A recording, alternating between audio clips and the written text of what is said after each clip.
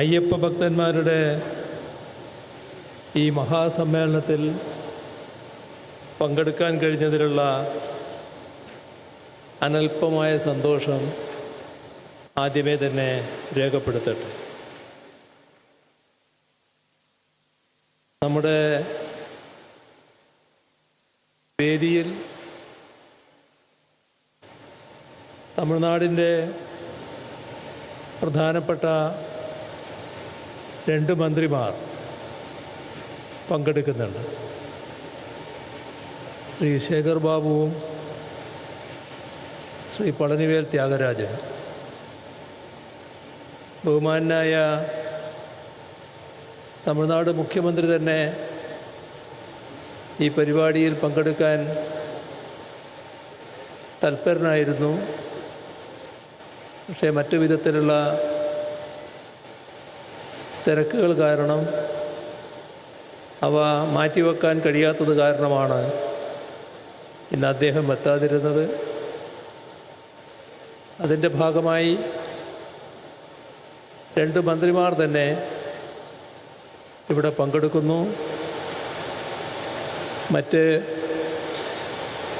വേദിയിലുള്ള പ്രമുഖരായ എല്ലാവരെയും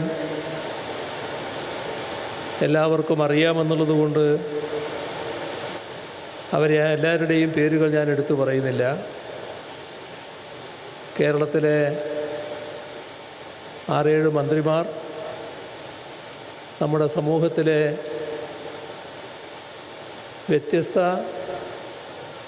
സാമൂഹ്യ വിഭാഗങ്ങളുടെ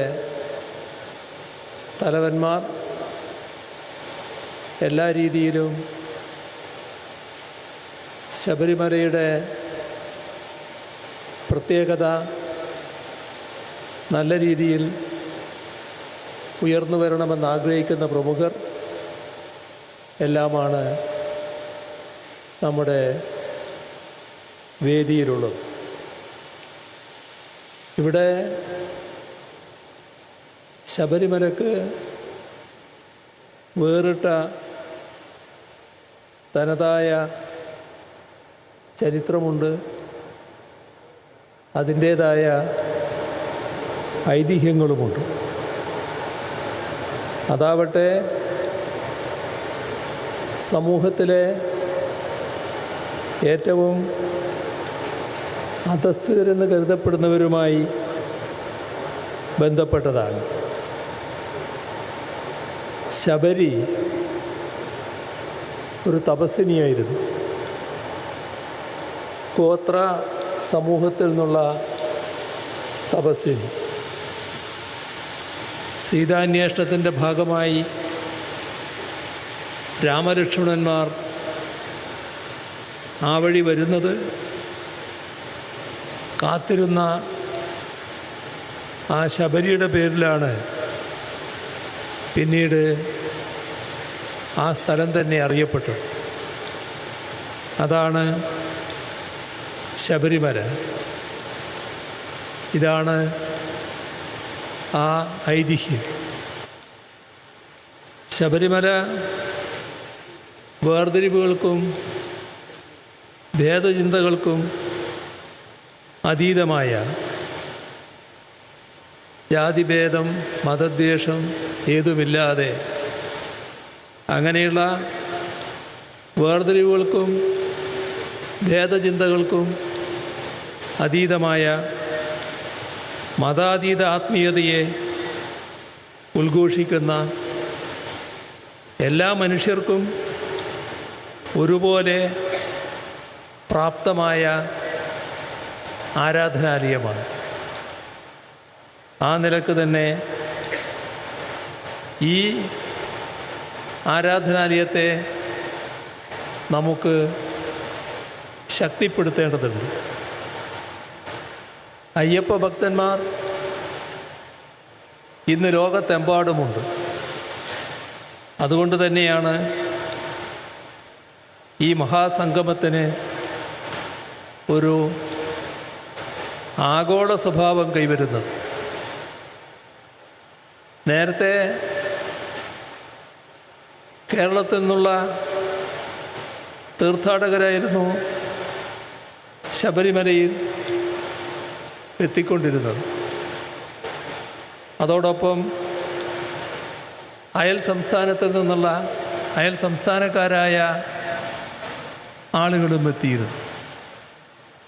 പിന്നീട് രാജ്യത്തിൻ്റെ നാനാഭാഗങ്ങളിൽ നിന്നായി തീർത്ഥാടകരുടെ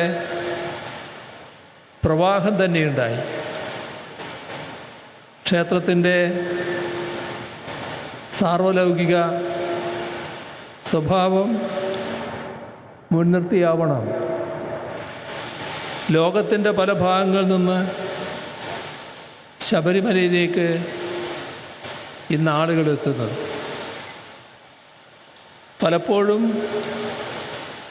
ഭക്തജനസാഗരം എന്ന് വിശേഷിപ്പിക്കാവുന്ന സാന്നിധ്യമാണ് ഇവിടെ ഉണ്ടാവുന്നത്. ഇത്രയേറെ ആളുകൾ എത്തുമ്പോൾ ക്ഷേത്രപ്രവേശനം സുഗമമാക്കാനും തീർത്ഥാടനം ആയാസരഹിതമാക്കാനും വലിയ തോതിലുള്ള ഇടപെടലുകൾ ഉണ്ടാകേണ്ടതുണ്ട്.